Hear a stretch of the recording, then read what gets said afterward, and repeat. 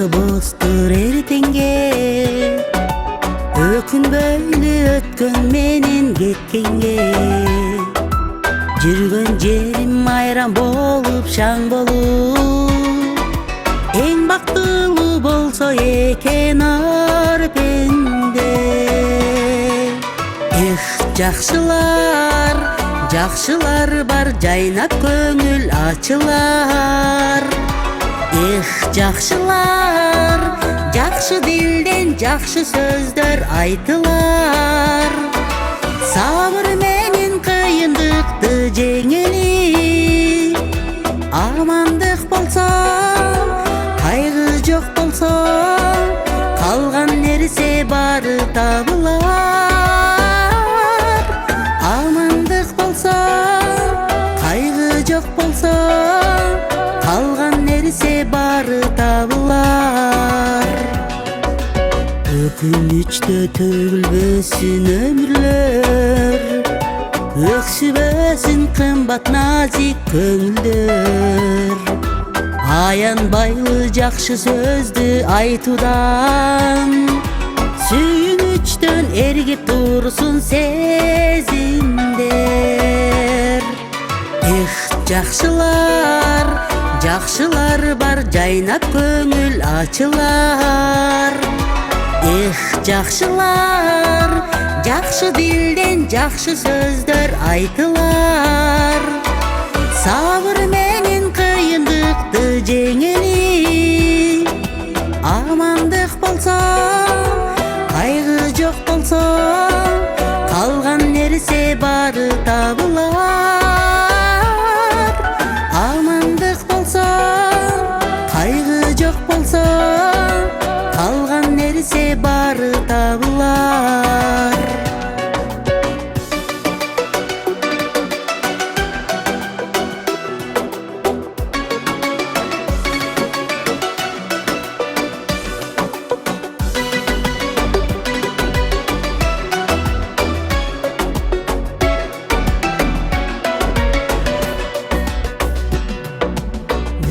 Бүгүн окшобостур эртеңге, өкүнбөйлү өткөн менен кеткенге. Жүргөн жерим айран болуп, шаң болуп, эң бактылуу болсо экен ар пенде. Эх, жакшылар бар, жайнап көңүл ачылар. Эх, жакшылар, жакшы дилден жакшы сөздөр айтылар. Сабыр менен кыйындыкты жеңели, амандык болсо, кайгы жок болсо, калган нерсе бары табылар. Амандык болсо, кайгы жок болсо, калган нерсе бары табылар. Калган нерсе бары табылар.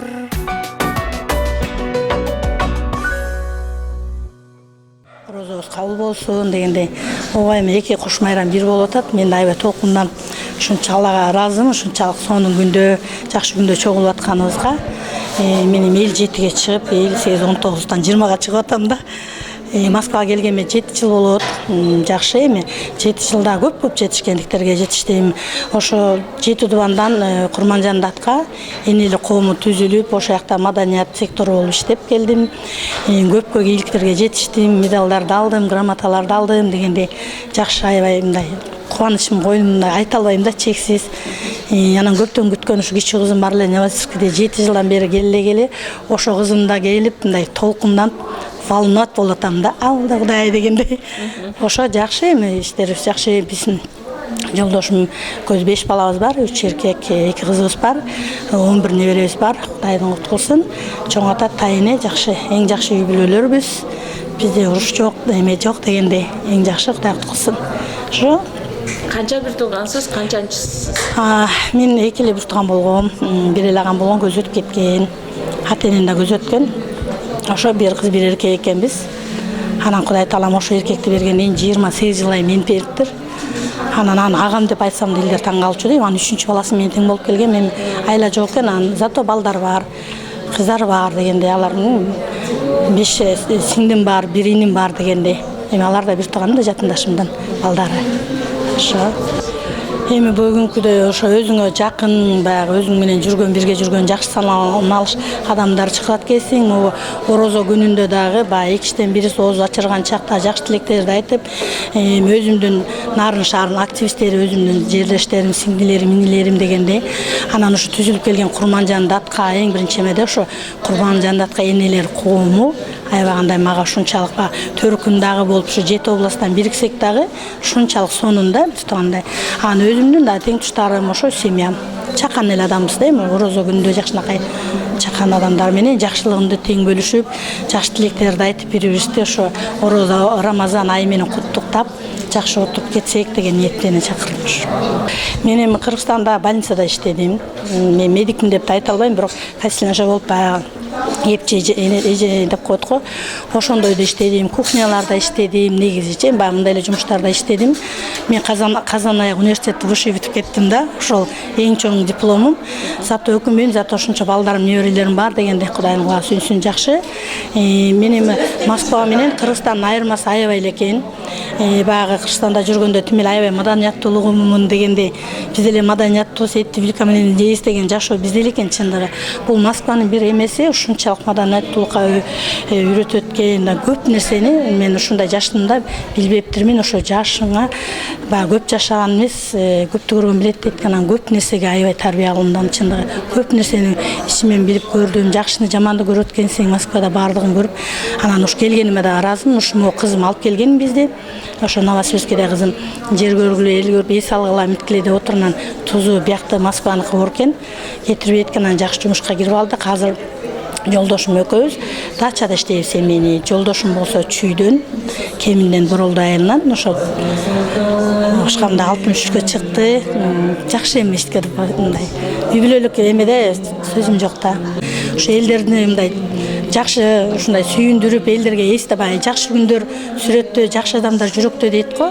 Ушундай сонун эмеңерди тартып аман эсен элдин сиздерди алкыштан алып аман жүрө бериңиздер. Сиздерге да үй бүлөлүк бакталай калам. Мен дагы Новосибирск шаарынан келдим. Мен мамам Атайгүл болот. Мамам бияка келгенде почти 5 жылдай болуп калды. Биринчи жагын келгенде Новосибирскке чакырганмын өзүм. Анан бирок мамам экөөбүздүн көршүлөрүбүзгө уже 5 жылдан ашып кетти, 6 жыл болуп. Ошо бир күн туулган күнүнө эме кылып келдим эле. Ушул күн буйруптур.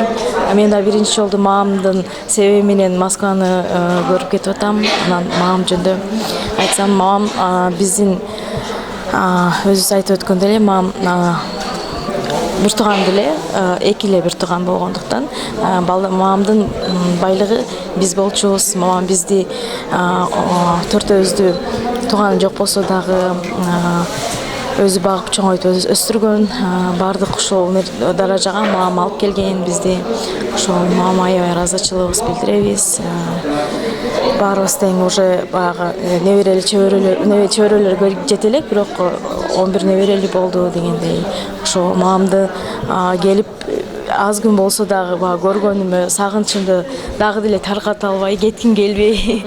Ошо аябай кубанычтамын. Ошо бүгүнкү күн ушу буйруптур. Орозого да туш келип калыптырбыз, ниетибизге жараша. Ошо мама каларым бул жашоодо баягы баардык нерсени сатып албасаң болот да. Анан бир гана ошо энени, эч жерден өзүңдүн энеңди сатып да албайсың, жасап да албайсың дейт. Анан эң жашоодо адамда кымбат бул эне болот экен. Эне беш эненин таманында дегендей. Ошо мама биринчи очередь өмүрү узун болсун, ден соолугу чың болсун, ар дайым биздин маңдайыбызда аман болсун демекчибиз. Балдарыбыздын жакшылыгын көрүп, небере чөбөрө кыбырга чейин көргөн папам экөө төрүбүздө балбайган байбиче болуп, ошо аманчылыкта эле эки дүйнөлүк бактылуулукту каалайт элем. Ошо биздин жаныбызда эле жүрө берсин. Биз бир туугандар чогулуп, апама эми Кыргызстандагылар болгондуктан анан Россиядагылар болуп баягы эки жакка неме болуп калдык. Анан Кыргызстанда апабызга пальто менен баш кийим, тумак, шуба, норковый шуба сыяктуу немени эме кылганбыз. Анан мен өзүмдөн подаркам алтын шакек, анан көйнөгүм, сумкам алып келдим эле. Ошо анан тилекке каршы эми ойдогудай болбой калды. Менин подаркам менден биринчи эле жолдоо салынды эле. Эми алыс жол экен. Буюрса бүгүн эми подаркамды тапшыра албасам дагы белегибизди мен кеткенден кийин тосуп алып калат экен. Мага кийип көрсөтүп, өзү ал дагы өзүнчө бир неме кылабыз. Ошол биздин подаркабыз. Эми подаркам мама айткандай, сен келгениң мага подарка дегендей, мен келгеним эле аябай кубанычтамын, сүйүнүп атам дегендей. Ошо менин мамамдын өзгөчө сапаты бул ичинде кири жок, анан аябай адамгерчиликтүү.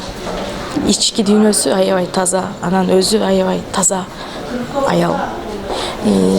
Өзү кандай болсо баардык адамды ошондой ойлойт. Баардык адамды өзүндөй көрөт деген. Ошол эмес сапаты аябай мамамда күчтүү да. Андай сапатты ар бир адамдан көрө албайсың да. Эми түшүнгөн адам, баягы билген адам бул мамамдын ошо ички дүйнөсү ушунчалык таза, анан чоң кенен. Баарына жакшылык каалап, баарын жакшы өзүндөй неме кылат да. Анан бизди дагы ушундай тарбия менен өстүргөн. Биз 4 бир тууган болсок дагы, биз кичинекей кезибизден бери эч бирөөбүз менен урушуп, жаман айтып көргөн эмеспиз. Бир кичинекей шоколад болсо дагы ошону бөлүп баарыбызга ынтымактуу болгула деп, байкең келет, эжең келет деп ушинтип өстүргөн адам деп айтсам болот.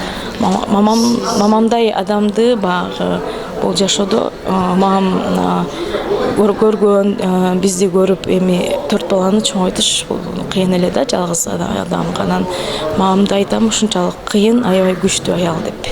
Мындай аял мен үчүн жок бул жашоодо. Ооба, менде бар. Кайсы сапаты бар сизде? Мамам экөөбүздү көп эле айтышат. Биринчиден мен мамама окшоштурушат аябай. Анан баягы адам менен сүйлөшүп, мындай жылдыздуу, ачык деп, ошо менин мамам кандай болсо, мен дагы ошондоймун да, ачыкмын, любой киши менен жакшы эме кылып кете алам. Тазалык жагынан баарыбызга өткөн, даже эркектер да биздин үйдө аябай таза. Анан ырдаган жагынан, мындай көркөмдөп сүйлөгөн немелер жагынан ошо менде бир аз бар да. Анан көбү ошо мени мамама окшоштурушат. Келбети менен, сүйлөгөнү менен, немелери менен. Ошо анан эми биз баары мамамдар эми жашы СССРский адам болгонго, биз азыр жашкы поколение болгонго, кичине Россияда чоңоюп, баягы жакын неме боло албай калдык. Бирок кичинекей кезинде ошо мамамдай болуп, ырда десе ырдай калып, ушундай немелерибиз бар да, окшоштугубуз бар. Ошо. Чоң энеди? Да. Тууган күнүңүз менен? Ахты.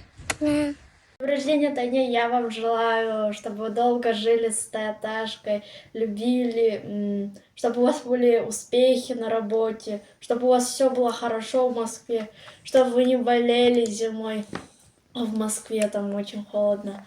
Еще чтобы вы долго прожили с Таташкой. Таня, с днем рождения желаю, чтобы вы были богаты и не болели, чтобы Таташкой вместе жили долго. Еще раз с днем рождения, Тане. Чоң апа, туған күніңіз менен құттықтайм. Өміріңіз ұзын болсын, денсаулықта болыңыз. Чоң атам менен бақытты болуға. Чоң апа, туған күніңіз менен құттықтайм. Мәстесен. Чоң апа, туған күніңіз менен құттықтайм. Чын денсаулық каалайм. Өмүрүңүз узун болсун, бар болуңуз, бай болуңуз, биздин алдыбызда күлүп жайнап жүрө бериңиз. Рождения Тайны желаю ваш быть богатым, счастливым, было долгое счастье, у вас было много денег. Туған күніңіз менен Kutuktay. Emily susun başı. Benim kutuktay. Cenab-ı Doğan gününüz benim kutuktayım. Emily susun başı. Şu kızlarımdan açığı, шаңдуусу, анан анча-мынча чектен чыгып кайра кирип турганы түзөлүп, ушул кызым эрке. Айгүл негизинен коомдо орду чоң, жакшы кыз, ачык айрым, коомдук иштерге жакшы катышат. Башынан эле бизге кошулганына 1 жылдан ашып калды. Бардык уже биз менен аралашып кеткен да, бардык нерсебизди айтсаң түшүнөт. Бир эле жери дачада жашап алысыраак өйдөлдөй катыша албай, кечигип, анан ошодон кичине не болуп калат. Анын да жолун таап атабыз, аз калды Кудай буйрса чогуу болуп калабыз. Негизинен жакшы кыз, ушу жакшы күндөрдө иш-чарабызга туура келип атат. Мына орозонун 3-күнү болуп атат. Баарыбызга Аллахым ойлогон ой максаттарыбызга жеткирсин. Силер менен дайым жакшы күндөрүбүз бирге болсун. Ушул Айгүлдүн дагы жакшы адамдын шарапаты дегендей, бүгүнкү жакшы күнгө туш келген туулган күнү куттуу болсун. Ошого татыктуу жакшы инсан, өзү жакшы кыз. Үй бүлөсү менен дайым ынтымакта болуп, биримдикте болуп, балдарынын сый-урматы насип кылсын. Эң негизгиси инсан болуш, анан ушу уул кыздардын сыйы насип кылсын. 10 балаң болсо дагы, 1 балаң болсо дагы, ошо негизги ордуңду табыш да. Кудай ошондой орундуктан насип этсин ушу кызыбызды. Бактылуу карылыкка жеткирсин. Курман Жандатканын арасында ошондой ойноп күлүп эле, жүзүнөн күлкү кетпей, биз менен аралашып бирге дайым бирге боло бересин. Каалайбыз биз Курман Жандатканын атынан. Коомубузда эң жакшы ийгиликтер, бүгүн Кудай буйрса ушундай иш-чараларыбызды силер менен дайым бирге өткөрүп жүрөбүз. Ушу жыйынтыктайбыз, Кудайым буйрса, анан жаңыча иш баштайбыз дагы, ага да күбө болосуңар Кудайым буйрса. Ошо кыштын ушундай бир сонун күндөрүнө туш келди бүгүн. Орозонун күнүнө, кыштын күнүнө айда оюбуздагыдай кылып тарттыңарга силерге да рахмат. Дайым ушу жакшылыктарыбызда бирге болалы. Айгүл жөнүндө айтсак сөз көп, аябай көп кырдуу, таланттуу кыз. Басышы, жүрүшү, турушу юморист, дайыма жок жерден күлдүрөт, баягындай чукугандай сөз тапкан, чечен, сөзмөр, ушундай бир шаңдуу жакшы кыз. Биздин коомдо аябай орду чоң, сыйлап урматтайбыз. Дайыма активдүү бардык иштерде, коомдук иште дагы алыста болсо дагы өз убагында келип, ушундай жоопкерчилик менен мамиле жасайт. Ушул даткалардын эң бир активдүү жакшы катарын толуктайт. Ошон үчүн Айгүл айымга канча каалоо айтсак аз, бүгүнкү туулган күнү, ошол пайгамбарга үммөт болгон күнү менен куттуктайм чын дилимден. Ден соолукта болсун, бактылуу, таалайлуу, ушундай бир жаркын жашоонун аял затына кандай бир жакшы тилектер айтылган болсо, ошол тилектердин баары мен ушул Айгүлгө каалайм, ошолор кабыл болсун, кошкону менен кошо карып, бак дөөлөттүү, каарылыкты сүрсүн. Ушул Курман Жандатка коомубуздун өнүгүшүнө дагы салымдарды кошо берсин. Биздин дагы максаттарыбыз аябай көп. Быйылкы жылы аябай сонун, ушул өткөн 2025 жылы биз аябай ушул ар бир даткайымдын өздүк майрамын бир өзгөчө бир иш-чара катарында белгилеп өткөрдүк. Бул иш-чара баарыбыз үчүн аябай жакшы болду, жакшы жыйынтык. Мына ошонун акыркысы ушу кенжетайыбыз Айгүл айымдыкы болуп атат. Бул дагы ушул Кудайдын улук күнү, орозо күнгө туш келип, мына орозолорду да кармап, ошол орозо менен кошо Айгүл айымдын жакшылыгын белгилеп отурабыз. Бүгүн ошол өзүнүн жакын санаалаштарын чакырып, ушул жакшы күндү белгилеп, дасторкон жайып отурат. Ошон үчүн аябай чоң кубанычтабыз. Дайыма бар бололу, тынч бололу, жакшылыктардын үстүндө жүрө берели демекчимин. Ушул баарыңыздарды, ушул ар бир мусулман калкын ушул Рамазан айы, улуу Рамазан айы менен куттуктайм. Ар бир момун мусулмандын ниет кылып кармап аткан орозолору кабыл болсун. Баарыбыздын орозолорубузду Аллахым өзү кабыл кылсын.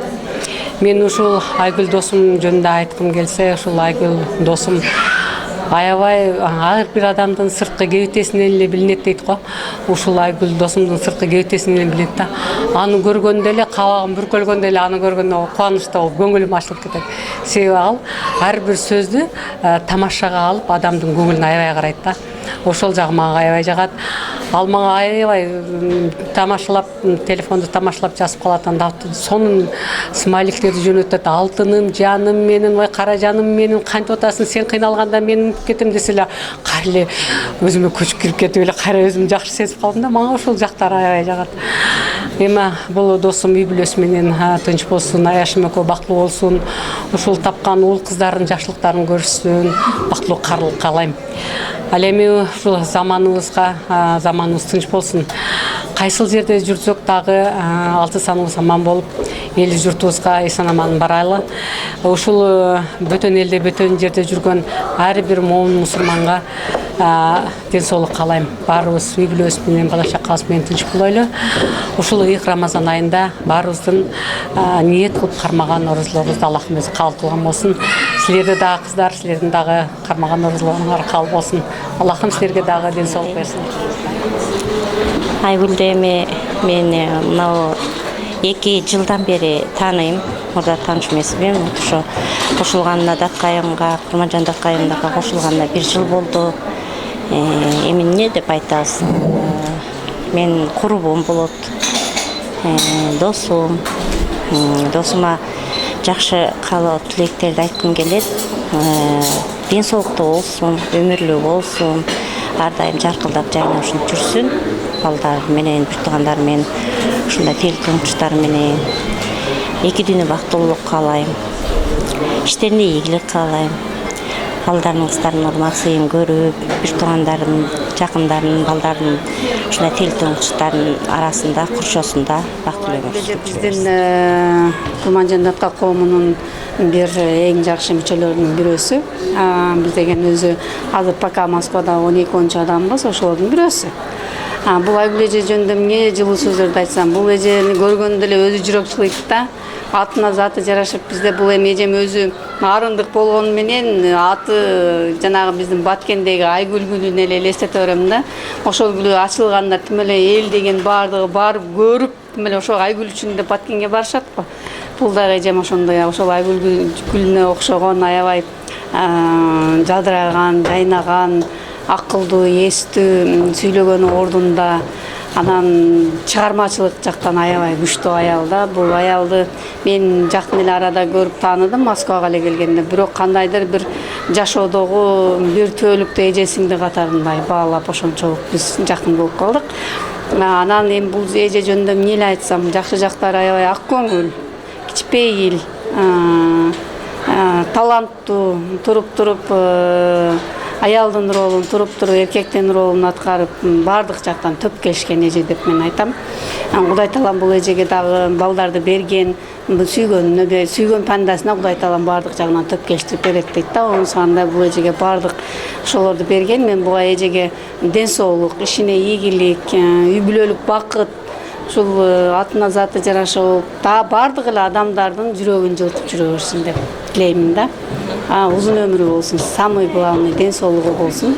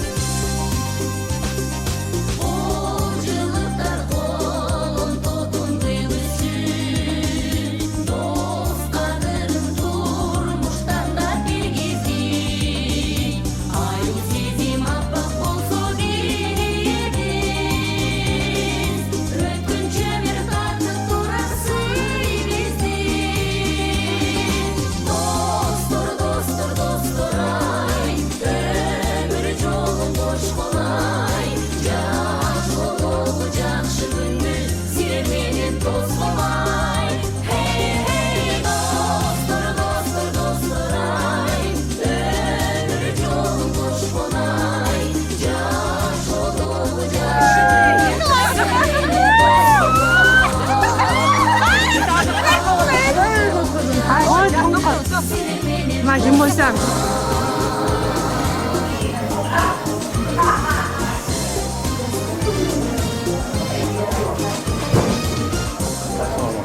Туғандар, туғанды кешіңіздер мен. Бүгін біз Айгүл эженин өздүк майрамында отурабыз. Айгүл эже өздүк майрамыңыз кут болсун. Ден соолук болуңуз, өмүрүңүз узун болсун. Сиздин ушул нарын коомунда өзгөчө бир ордуңуз бар. Эбегей зор маданият тармагын анан ошол биздин шайыр апалар да болуп, шайыр апалардын деңгээлин көтөрүп келе жатасыз. Сизге ден соолук, узун өмүр, дайым ушунуңуздан жазбаңыз. Эл үчүн кызмат кылып жүрө бериңиз. Айгүл, бүгүнкү өздүк майрамы кут болсун, ден соолукта бол, өмүрүң узун болсун. Тугоюң өкөң дөөлөттүү, бактылуу карылыкка жеткиле. Уул, кыз, небере чөбөрөлөрдүн жакшылыктарын көрүп, ошолордун төрүндө, жалаң жакшылыктардын үстүндө бапырап. Майрамыңыз кут болсун, ден соолукта болуңуз. Биздин Нарын шаарынын активисттеринде дагы өз эмгегиңизди, өз чыгармачылыктарыңызды аткарып келатасыз. Ал жерде да Сейиткасы Андабеков болуп, экөөбүз чыгармачылык аткардык элек. Ошондой чыгармачылыктардын дагы көпкөйүн аткарып жүрө бериңиз. Ишиңизге ийгилик, ден соолук каалайм. Айгүл, мен Айгүлдүн тайжеси болом. Анан экөөбүздүн уулдарыбыз дагы кымдайынан дос болуп чогуу жүрүшөт. Айгүл аябай немеде экөөбүздүн мамилебиз аябай жакшы. Айгүл шаар бир нерсени бетке айткан, беттеген жеринен постоянно ошо эмнени каалап, эмнени кылган десе, ошону до конца жазайт да. Айгүл эки уул, эки кызды, үч уул, эки кызды багып чоңойтtu. Өздөрү 11 небереси бар. Ошолордун баарын, балдардын баарын ошо убайын көрүп чоңойтtu. Эме Кудайым буйрса, урматын көрүп ушинтип балдардын баары чоңоюп азыр небере жыттап отурган кези абышка сөкө. Ушул жерде азыр Нарында жүргөндө да ошо пенсияга чейин иштеди.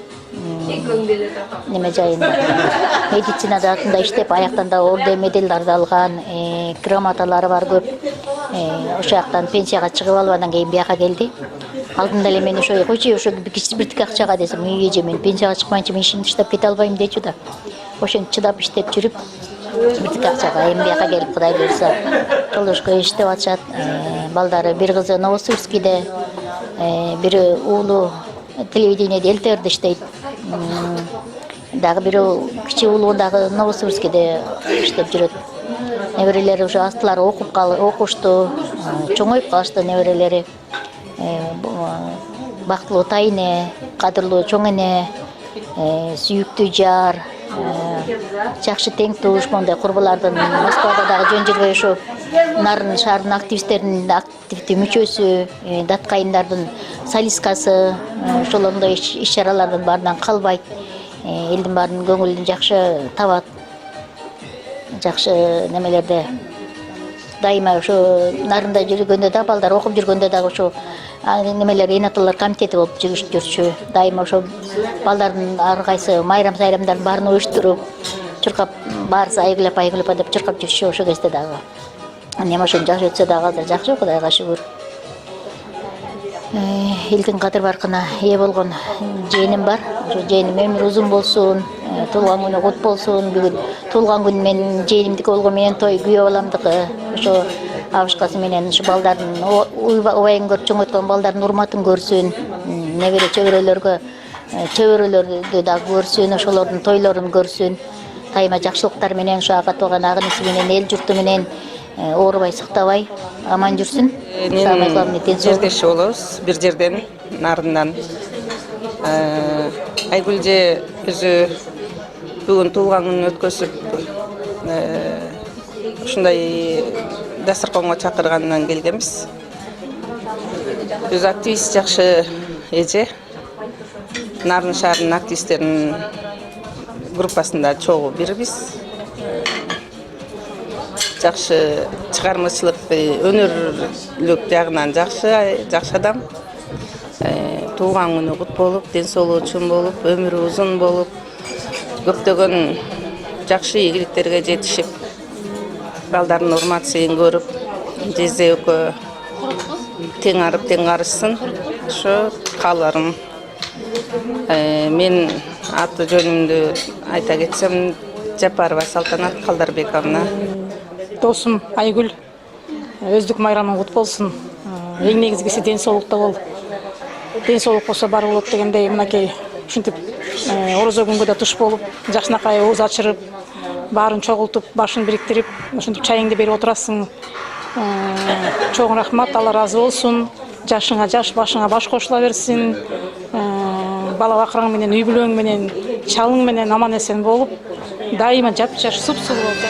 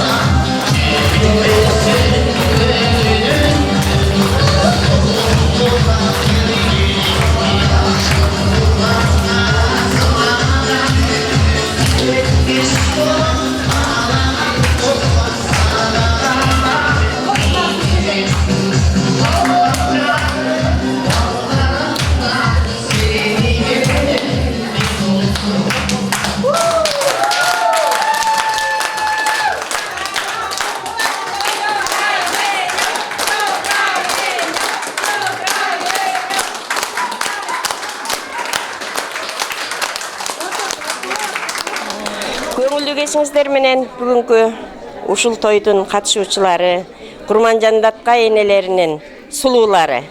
Бүгүн биздин күндөгүдөй эле дайымкыдай өтүп жүргөн майрамыбыздын бир уландысы болуп атат. Биздин о дачадан бизге күндө көз салып, сөз салып, жакшы сөздөрүн күнүгө жөнөтүп турган эң кичинекей тентек кызымын бүгүн туулган күнү болуп калыптыр. Ушунун туулган күнүн куттуктап, дайымкыдай иш-чара иретинде туулган күн өткөрүп атабыз.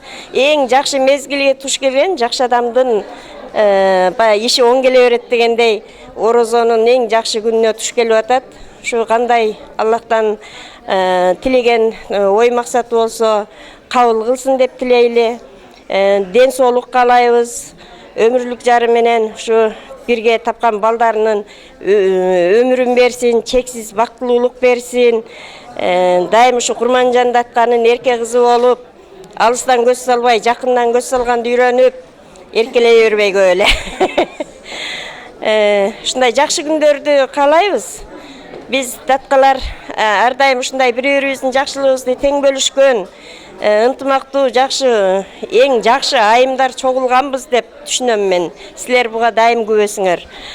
Дайым биздин жакшылыгыбызды тең бөлүшкөнгө силер дагы бар болгула, дайым ушундай тойлорубуздун эле күбөсү болуп жүрө бергиле. Силерге дагы дең соолук, ушу туткан орозобуз баарыбызды Аллахым кабыл кылсын. Айгүл туулган күнүң менен ар дайым ушундай жаркырап эле, жүзүңөн күлкү кетпесин. Биздин даткалардын арасында жаркыратып, жарыгын чачып жүрө бер. Бала чакаң жакшы, ыймандуу болсун, өзүңөр күткөндөй уул кыз неберелүү болгула. Эмне кааласаңар Аллахтан, үй бүлөңөрдө дайым жакшылыктар болсун. Биз ошого тилектешпиз.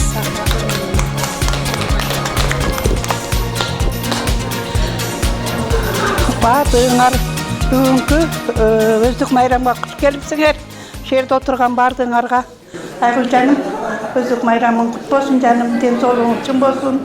Акчадай жаштыктуу, суудай тунуктукту каалаймын. Үй бүлөң менен бактылуу болгон, кыздардын кызматыны, уулдардын урматыны, чалың окуң барабар көр.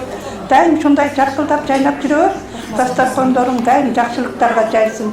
Баардыгыңардын орозо майрамыңар куттуу болсун. Курманжан Датканын сулуулары кылган ибадаттарыңар, окуган намаздарыңар Алла Таалам кемчилдиксиз кабыл кылсын. Бар болгула, аман болгула, тынч болгула.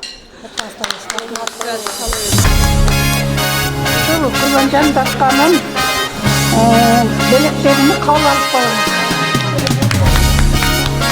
Kutuktayız, kut olsun.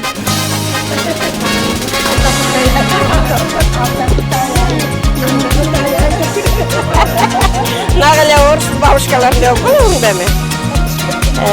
Sonun. Бұл жолу кимдерге жарашпайт эмне? Даткалар деп баарыбыздын башыбыздагы ак жолубуз, мындай формаларыбыз кыргыздын сонун бир немени ачып турат да. Даткалардын атынан эми сени дачада жашап атат деп чоңураак белек бердик. Ошол жака кечикпей иш-чара дегенде сразу эле ошол күнү эле жөнөй бересиңер.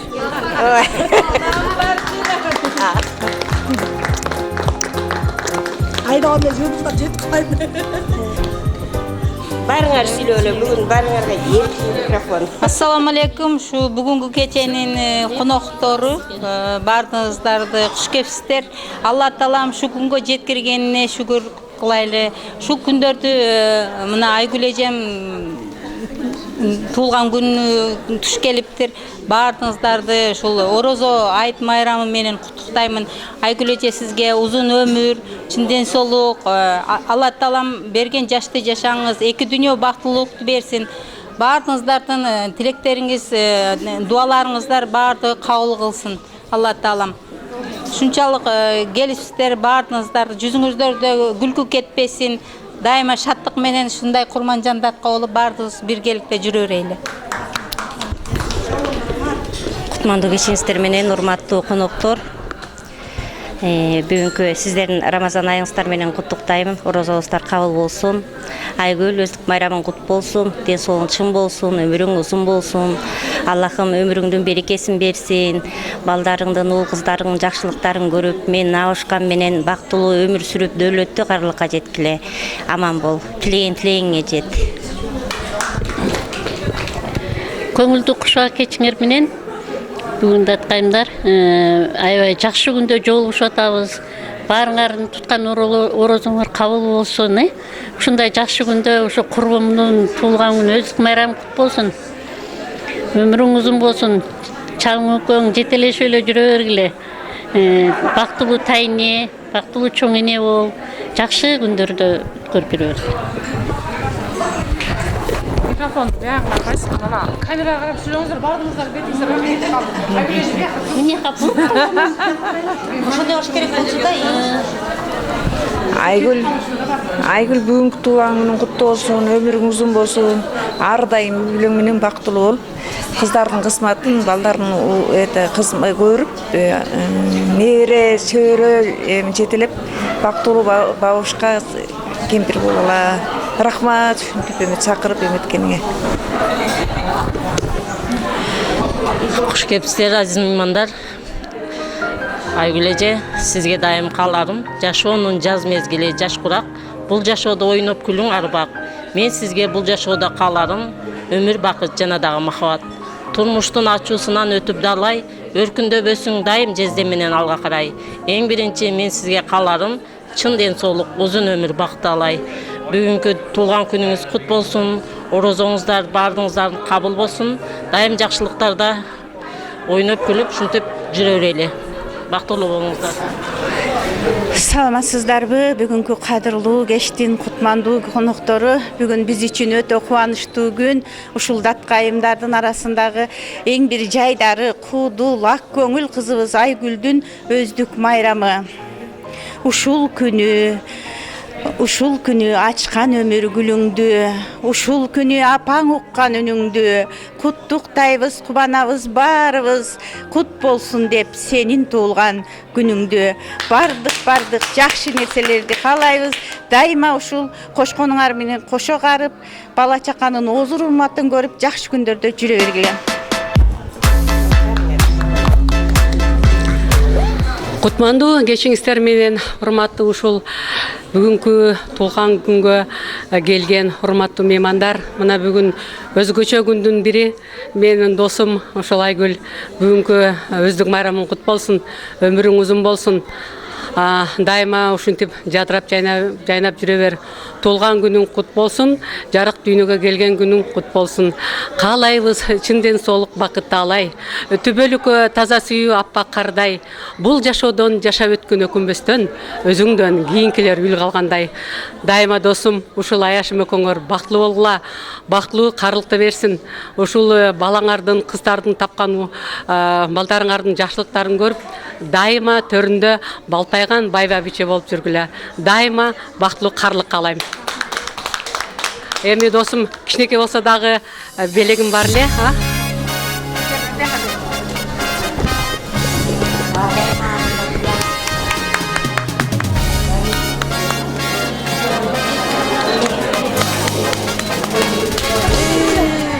Амансыздарбы, ардактуу Айгүл эже менен жезденин кадырлуу коноктору, Курманжан датка энелерим, жакшысыздарбы? Орозоңуздар кут болсун, кармаган орозоңуздар кут болсун. Айгүл эже, бербеди деп таарынбаңыз, баалуу белек. Белегим жакшы сөз, жакшы тилек. Куттуктоому кабыл алып, сүйкүм күлүп, бул да болсо жашоодо абдан керек. Эч убакта бузулбасы маанайыңыз. Аллах колдоп пайгамбар бата берип, көп жашаңыз, бактылуу болуңуз. Туулган күнүңүз кут болсун, өмүрүңүз узун болсун, үй бүлөңүз менен жалаң жакшылык күндөрдө ушинтип чогулуп жүрө берели. Сиздерге да ишиңиздерде ийгилик, ден соолук болсун, дайыма жакшы күндөрдө жолугушкан насип этсин. Мен айта турган сөздөрдүн баарын айтып койду го, эми сизге мен эмне айтам, болдум киргиле үйгө дегендей. Не дейсиз, эми ушул айтылган сөздөрдүн баарына кошулам. Айгүл эже, бүгүнкү ушул жарык дүйнөнү көргөн күнүңүзгө куттуктаймын. Ден соолукта болуңуз, өмүрүңүз берсин, тынччылык болсун, аманчылык болсун, жездемикиңер дайыма ушул кармашкан колуңуздар үзүлбөй эле. Ушундай мындай сулуу датнакай кыздардын, балдардын күндөрүн көрүп, небере чеберелердин күндөрүн көрүп, узак өмүр жашаңыздар. Бул дүйнөнүн сулуулугу сиз менен эле сакталып тура берсин, сакталып келе берсин, Кудай сакта. Анан бардыгыңыздарды бүгүнкү орозо майрамыңыздар менен да куттуктайм. Баарыңыздардын орозоңуздар кабыл болсун. Дүйнөнүн сулуулугун Курманжан даткан энелери сактап жүрө берели. Бардыгыңарга ден соолук болсун. Кыш кеткиче туулган күн эрте болуп кетти. быйыл кыш оор болуп атпайбы каржат. Силер düşбөсүн деп жылуу. Подаркалар күчтүү.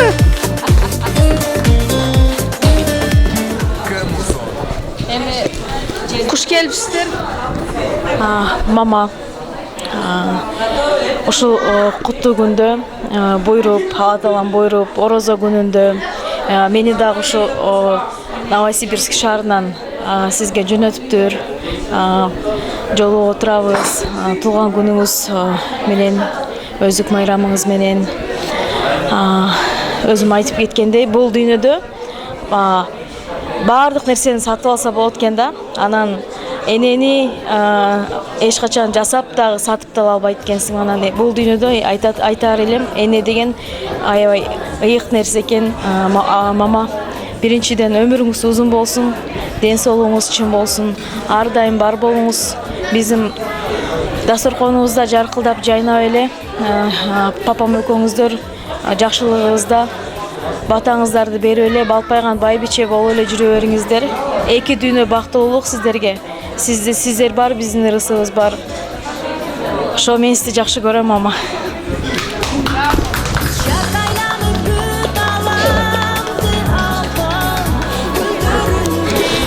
Анан сиздерге кайрылуу өкүм бар.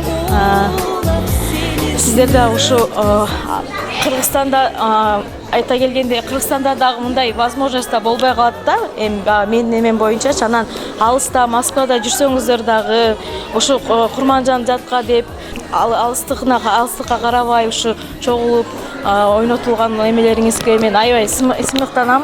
Мамам мен да аябай сыймыктанам. Ушундай мамамды, ушундай сиздей болгон эжелер, ушундай жакшы адамдар куштап турганын, адам кандай болсо, адамга ошончолук жакшы адамга жакшы адамдар туш боло берет дейт мама.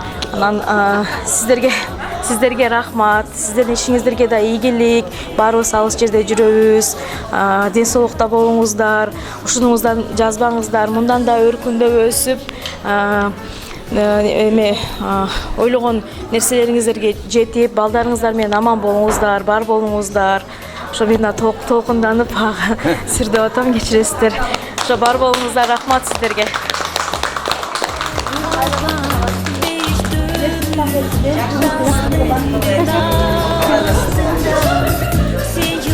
Assalamu alaikum warahmatullahi wabarakatuh.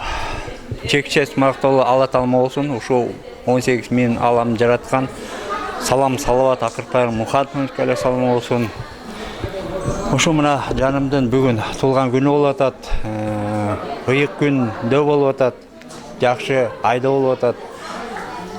Туулган күнүң менен куттуктайм. Ушинтип эле жаркырап жайнап жүрөр. Оорусуктардан тышкары бол. Ишиңе ийгилик болсун. Бала чакалардын арасында ошо жаркырап жайнап жүрө берели. Жакшылыктардын үстүнө. Мына Шайыр апаларды карачы. Курмандан Шайыр апаларды карагыла, нурлуу болуп Кыргыздын апалар немелерин көтөрүп атат. Курман датка апанын немелерин урпактары өсүп келатат. Мындан ары дагы өссүн. Силерге дагы аябай рахмат. Биякта мына Татнакай телевидение келип эмет тартып аткан силерге да рахмат. Ушу улуу Рамазан айында баарыбыз чогулуп, Кудай чогултуптур баарыбызды ушул жактан. Барыңарга ийгилик, ден соолук, ишиңерге, максатыңарга жеткиле. Силер дагы ушу день рождениеңарды Татнакайда өткөргүлө. Биз дагы келип калабыз, чогулуп калабыз. Кудай каалап, баарыбызга ак жол берсин. Дагы бир жолу куттуктайм.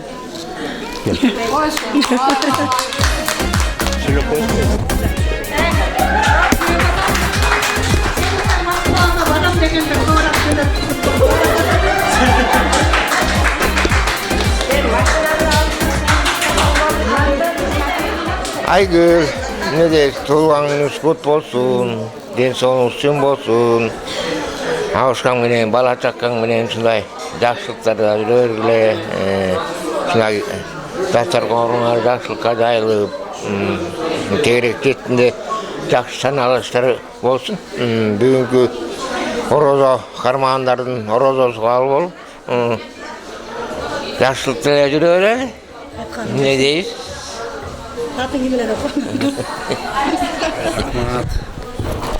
Айгүл эже, өздүк майрамы кут болсун, 18 жаш кут болсун, калган бүт стажы дейт. Кайым эле жапташ жүрө бериңиз. Ден соолукта болуңуз, өмүрүңүз узун болсун, чалыңыз менен бирге бактылуу өмүр сүрүңүз. Жакшылыкта.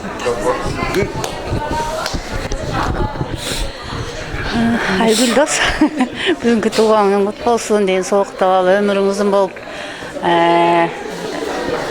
чейиздемөкөңөр, бактылуу, дөөлөттүү карылыкка жеткиле, бала, бакыра, небере, чөбөрө менен бир шаар болгула. Ошого жетишкиле, Кудайым буйрса. Айгүлгө, каражаным, жаман жээним, бүгүнкү туулган күнүң кут болсун. Туулган күнүң сеники болсо той күйөө баланыкы. Ушул экөөңөр 5 баланы тарбиялап чоңойтуп, 11 неберели болуп дегендей ошолордун убайын көрүп өстүргөн балдарыңардын урматын, сыйымын көргүлө эми. Балдарыңардын бактылуу болсун, силердей балдарыңар бактылуу болсо, абышкан көкөңдө бактылуусуңар. Туулган күнүңөр кут болсун, өмүрүң узун болсун. Мындай жаштын дагы көбүн жаша. Дайым эле кадыр бартуу бол, урмат сый менен ушул жерге жеге ага туган агының менен бар бол, бай бол. Самый главный ден соолук. Абышкан көкөңөргө дөөлөттүү карлык каалайм. Жана бүгүнкү биздин могурки чогулган элдердин дагы орозолору кабыл болсун. Туулган күнүңдө аябай жакшы жерге түшүп келиптир. Орозобуз кабыл болсун, баарыбыздын Кудай тилеген тилектерибизге жеткизсин. Ушинтип эле жаркылдап эле тойдо аман эсен жүрө берели. Анан могу подаркалар тапшырып коеюн.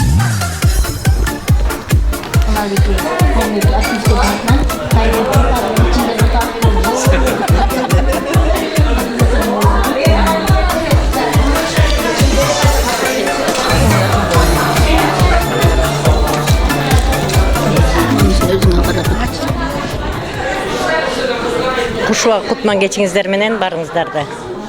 Кармаган орозоңуздар кабыл болсун. Айгүл эже, жаркылдаган жан эжем мен бүгүнкү өздүк майрамыңыз кут болсун, өмүрүңүз узун болсун. Жездем менен, бала бакыраңыз менен, мынакей сиңдим келиптир, кыздарыңыз менен, уулдарыңыз менен узак өмүр сүрүңүз. Сизге кааларым дүйнөдөгү ушул жерде айтылган баардык сөздөрдүн жок дегенде бир 80% кабыл болсун. Ошо мен дагы подаркам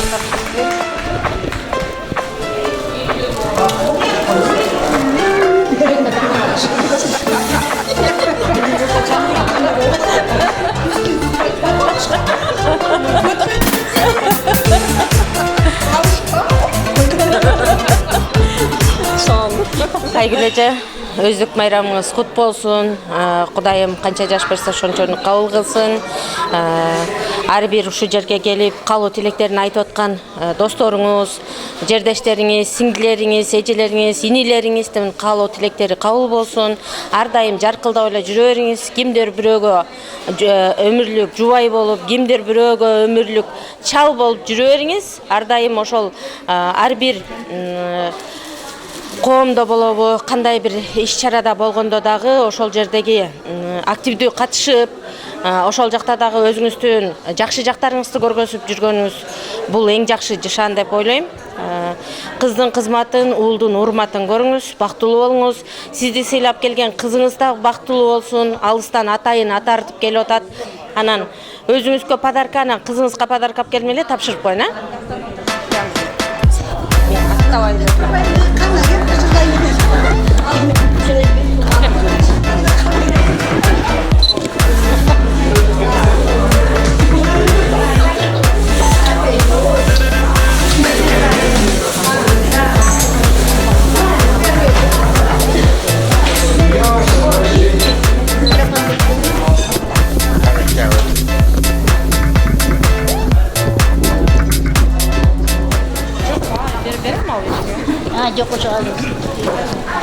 Айгүл же, туулган күнүңүз кут болсун. Ден соолукта болуңуз, өмүрүңүз узун болсун. Ойлогон ой тилектериңизди Кудай Таалам кабыл кылган болсун, орозоңуз кабыл болсун, балдарыңыздын урмат сыйын көрүп, көп жашаңыз, балпайган бай-байбиче болуп жетилешип, карлыкта дагы бирге өмүр сүргүлө.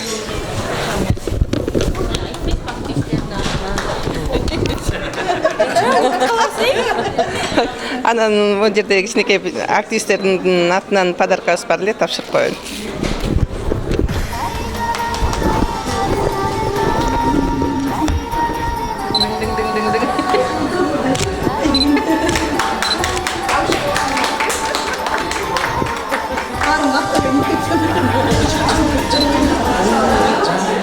Жаркылдаган жан эжем, туулаңыңыз кут болсун, өмүрлүү болуңуз, бактылуу болуңуз, таалайлуу болуңуз.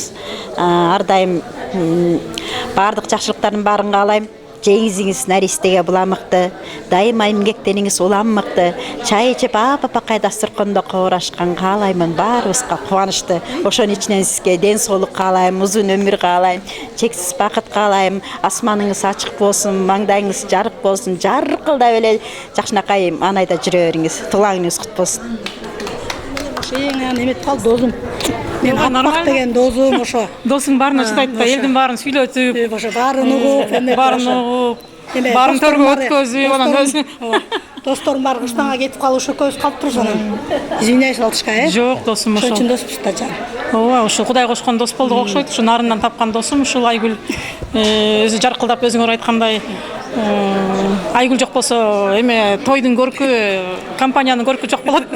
Анан эми ушул эмне дейм, эми Айгүл жашыңа жаш кошулуп, башыңа баш кошула берсин. Ушинтип үй бүлөңөр менен аман эсен, өздөрү менен өздөрү көбөйүп бала бакыраң. Ушинтип силер төрдүн көркү болуп, балдардын урматына бөлөнүп, ар дайым бар болгула. Ушинтип дайыма биздин арабызда ээрчишип, эгиз козудай жаркылдап эле жетелешип жүрө бергиле. Бүгүнкү күндөй болуп. Эч качан карыбай, ушундай ак көйнөктү кийип алып эле ар дайым үйлөнүү тоюңар боло берсин. Ошол досум. Ушул бүгүн айтылган каалоо тилектин баары кабыл болсун. Ушул жерде айтылган каалоо тилектин баары кабыл болсун. Айтканыңызны. Орозобуз кабыл болсун. Ошол Алла ыраазы болсун баарыңарга, баарыбызга.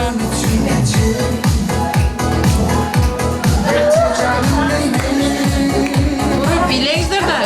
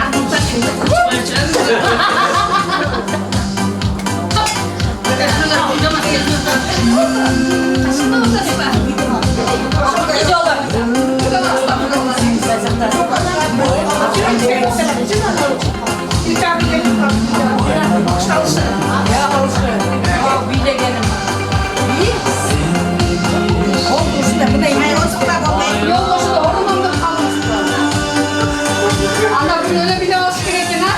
Şaşıp. Dep hadi. Tek kuntisiz.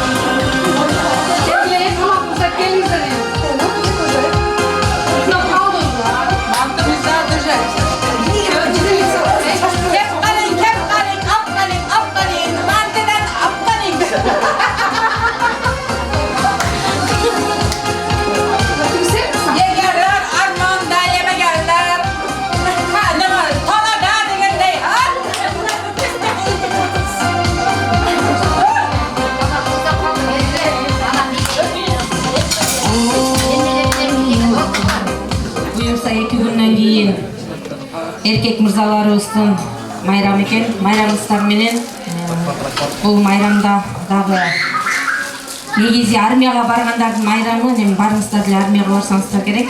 Менин классташымдан башкасы. Ошо Жезде Байке, урмат майрамыңыздар менен. Байке, өмүрлүү болуңуз, ден соолуктуу болуңуз, ошо кийген сарпайыңызды 5 жыл жыртпай кийиңиз, Күн ертең менен чыккансаңыз. Байкен, Бегал Байкеге.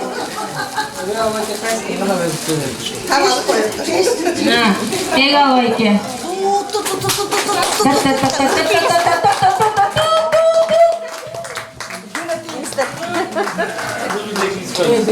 Эми Жезденики тапсаңыз. Жездеге. Жезде сарайыңыз көп болсын, праздником.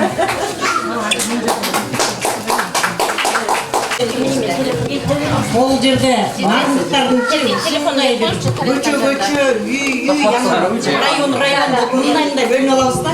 Ушул жерде 80-дер деген дагы бир группабыз бар. Ошолордун атынан эркем келип алсын. Бүгүнкү коноктун майрамдын кадырлуу коноктору жок. Ушу дагы мырзаларыбыздын майрамы жакындап калыптыр. Келе жаткан майрамыңар менен элди коргоп, бизди коргоп жүрө беришиңерге тилектешпиз. Анан ошо 80 группанын мүчөлөрү үчөөбүз эле келиптирбиз. Ушу үчөөбүздүн атыбыздан Эрмек мырзабызга белегибиз бар эле. Ошо бетип берип коелу. Айгүл, Назгүл, Нургүл үчөөнүн атынан. Майрамдар майрам кылып жүрө бергиле. Батарка өлөшүр. Силердин бөлөкөңүз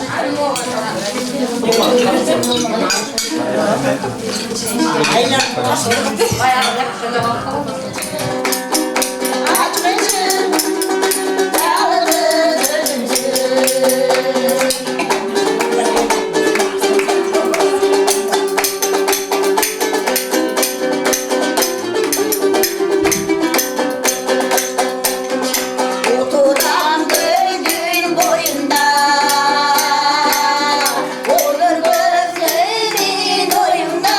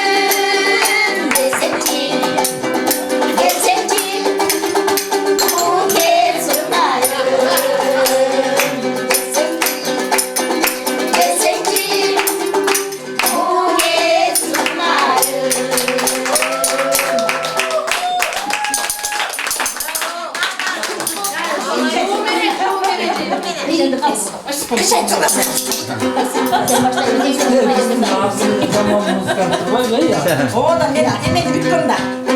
Ударны эмес. Ол кегенде енді қорқақтан біреу.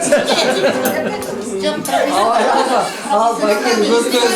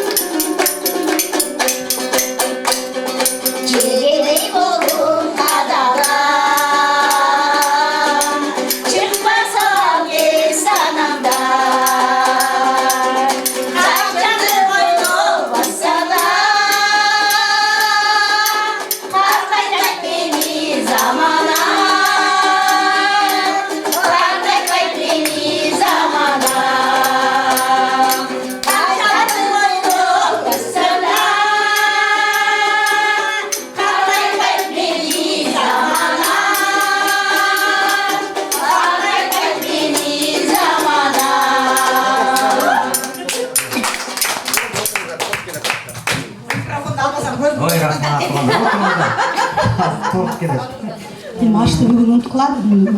Ашқазанды 5 бармаққа қойға білем бе? Ана қызым да қазір жақшынақай тілегін айтып, келе қой тұрчқа. Уже топ келесі келе қой бел. Ана мұшы қызым 2-ші класс кезінде ата-енеге де бізге ыр шығарап келе да, кичинекейінде айтыпчы.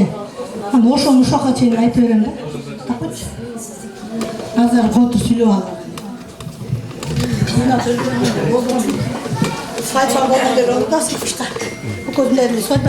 Мен кичинекей кезимде айылда каникулга айылга кеттик мына жактан бир мамамдын немеси менде да бар да. Мен может мамамдын убагына барганда мамамдай ушундай неме боломбу, анан кичинекей кезимде мындай сап улап ыр жазганды жакшы көрөт элем да. Анан өзүмдүн бир чыгарган атыне деген ырым бар эле. Кийин ошол ырды ырдап бергенден баштап мамам мен өзүм эне болсом дагы, мен өзүм балдарым бар болсо дагы ошол ырды дайыма суранат. Баягы ырымды ырдап берип койчу депчи. Анан мен бул ырды мамамдай болуп возрастка жетсем дагы сурап берсе да ырдап бергенден кайтпаймын.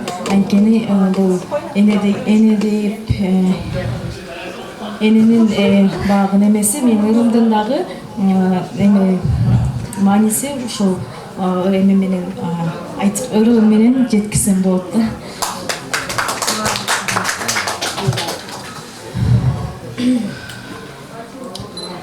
Атини кымбат барынан бул чындык кимге жашырам, ардактап сыйлап жүрөлү чай Кудайым берген жашынан. Атанын сөзү улук сөз, эненин сөзү ыйык сөз. Жетимиш жашын сыйлай албай, санага салып кор кылбай. 80 деп жашын сыйлай албай, санага салып кор кылбай. Табигат Кудай бергени, эне да бала эрмеги. Ойлонуп калса эне байкуш, жүрөгүн бала сезеби. Ойлонуп калса эне байкуш, жүрөгүн бала сезеби.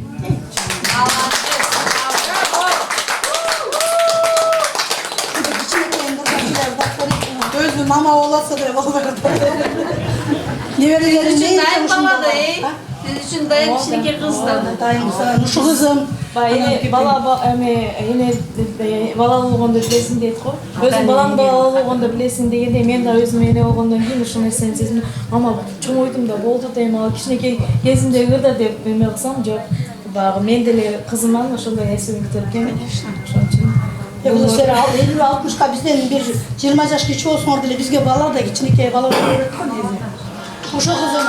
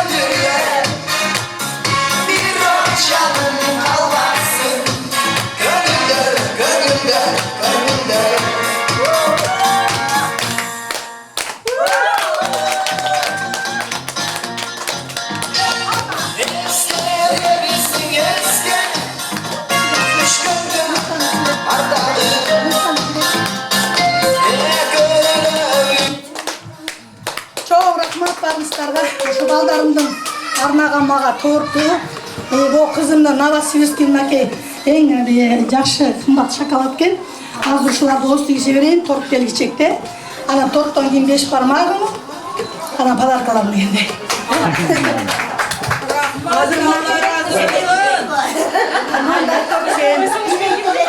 Nerede şakalar? Novosibirsk'te. Aha ne? Çarpıldak. Minnet atıyor, benim. Beni giyindirgen, prodüserim bu.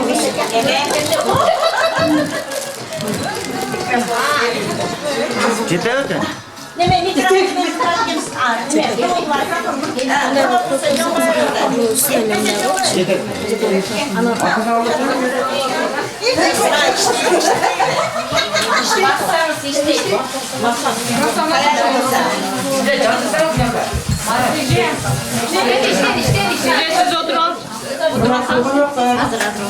Көңіл бөліп қалыңыздар. Жалпы Айгүлдің туған күніне чоңған болыңыздар. Ұлы кечүү, ежесіңділер, барыңыздарды бүгінгі Орозоның ұлы күніменен құттықтаймын. Жалпы датталардың атынан тұтқан орозоңыздар қабыл болсын. Қандай Аллахтан тілеген ой мақсатыңыздар болса, Аллахтан қабыл болған болсын. Ұлы күндің ұлы бір жақсы сөздерінен айта отырсақ ұлы күшілер бар екен. Ошы дайма денсаулықта болмау. Бала шақалар менен, үй бүлө менен алысқы жерде жүрөбүз. Құдайым өзі әрқандай қырсықтан сақтасын.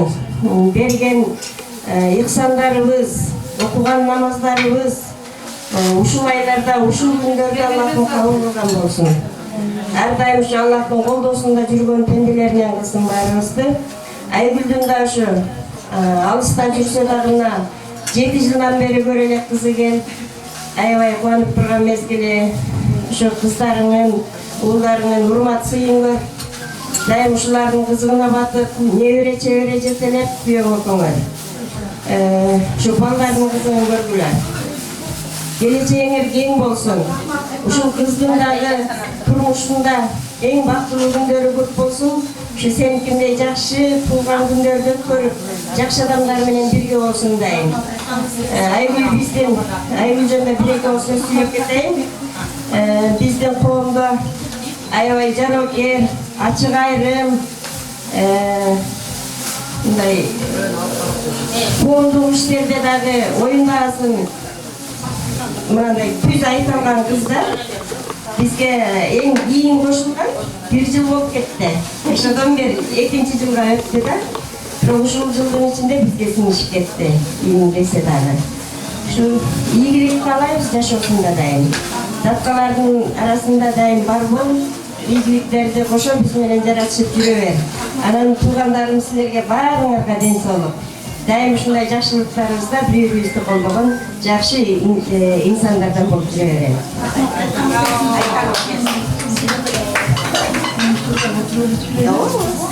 Дагы бир жолу өздүк майрамга келген коноктор баардыгыңар менен жүздөшүп отурганга мен каалашып. Айгүл жаным, туулган күнүң кут болсун. Рахмат. Ден соолугуң чың болсун. Өмүрүң узун болсун. Ушундай чакынакай сулуу кыздарыңдын, балдарыңдын суй урматына чалмоокон бөлөнүп жүрө бергиле. Дайым үйүңдө тойлор болсун. Тойлордо ушундай чакынакай дасторкондоруң жайылсын. Дасторконуң толо нан болсун, гамбаң толо дам болсун. Корооң толо кой болсун, үйүң толо небере чебере жүрө болсун. Ошолордун чекесинде бизге окшогон жакшы саналар жетесин дилейм. Менин өзүмдүн арзубайган белегин тапшырып коюуга уруксат этиңер.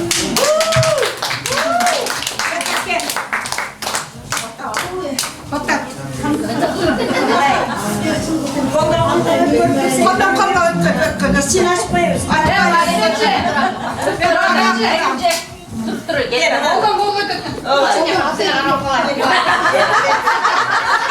Ортада жоғалып кетсечи. Мынтип алмаштырып мынтип қолын башқа қолын берер да. Көзде бар, Айгүл. Бұның коты қандай болып кен я.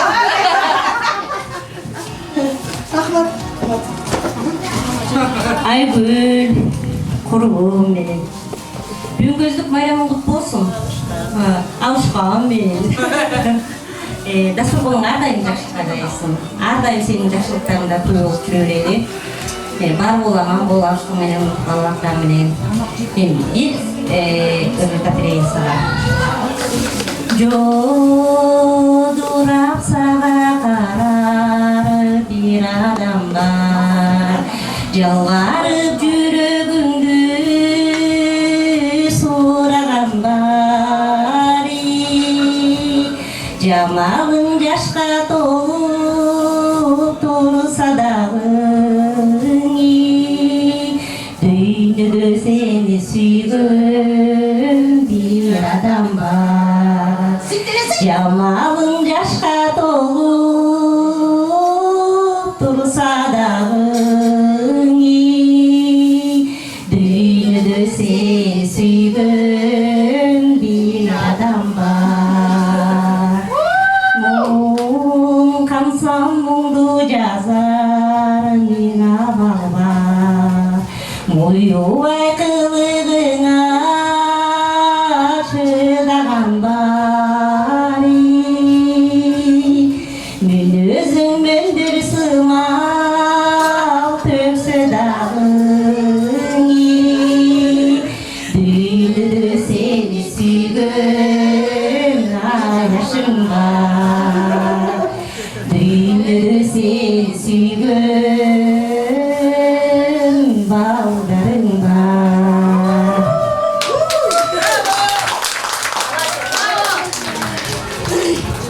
Биздин өзүбүздүн белегибиз бар эле. Кыргызстандагы туугандарыбыз, мама, атайын уже 10 күндөн ашык болгондо салганыбызга эми буйрук эмес экен. Бүгүнкү күнгө буйрук посылкабыз келбей калды. Анан аякта менин өзүмдүн атыман да шакек бар эле.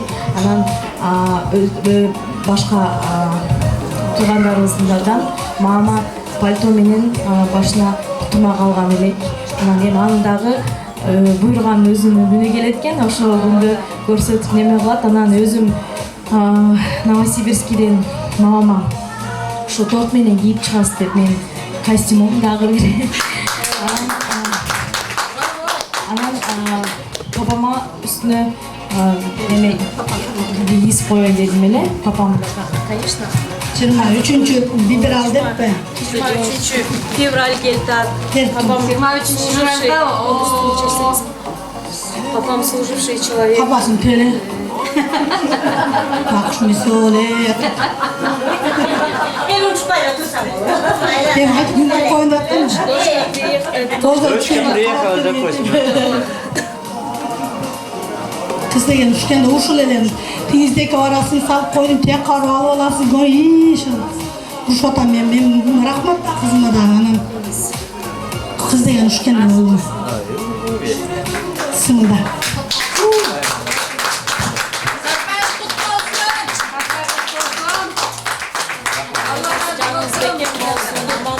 Оорубаңыз, мындай кийимдин түрүн кийип, биз ушинтип эле сиздерди кубандырып эле жүрө берели.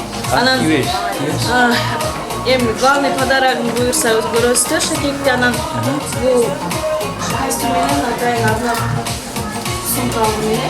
Анткени тумагы дагы ушундай серый цветте баардык комплект болсун деп.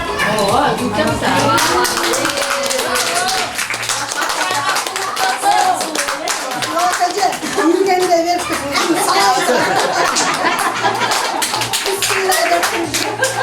Sal koy. Kana çekilgende de lan. İçine sal. İçine salayım. Şuna atıyorsun. İçine sal koyun.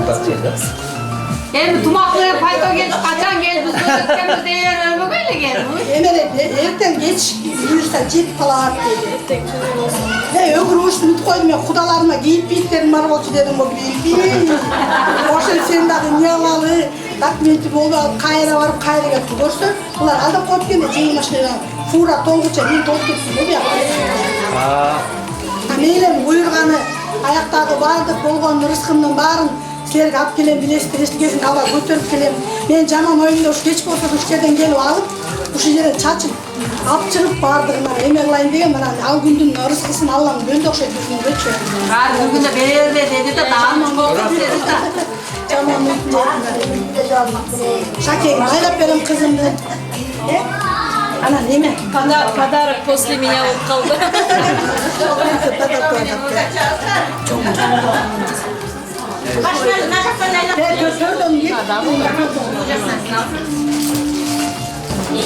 Мен өзү кийиптеримди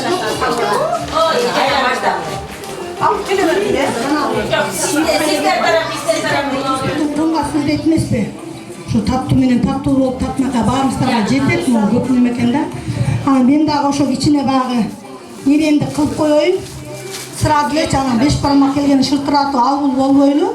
5 бармак сатмакка жылсыңар. Ошо тет акча апаңан баштап бери келе бер. Не же, ошону айтып өтсөңүз. Az подарка мен кичинекей болсо дагы подарка азыр биякка кылам. Мен биякка сакалдууларыбызды биздин конокторубузда Курманжандаткалар силер болсо төрүнүздөр мен түшүнөсүздөр да. Анан ошоктон баштай эле бүтүн берип баштай эле. Бирден кетебиз.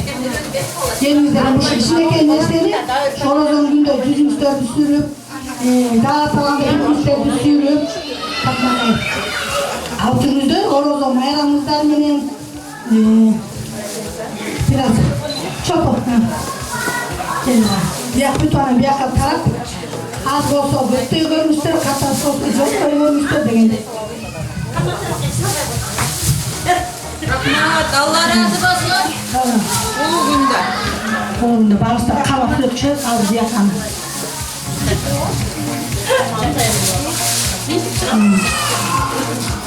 Şöyle. Аябай мактанып койгон болду. Көтөрүп турсаңыздар сүрөткө тартып коелу. Erkeklerimiz gelsin. Мындан тарткылар. Жоқ, мындай көтөрсөң, шуна барыңар. Анда бит искенде болуп калды. Анда мындай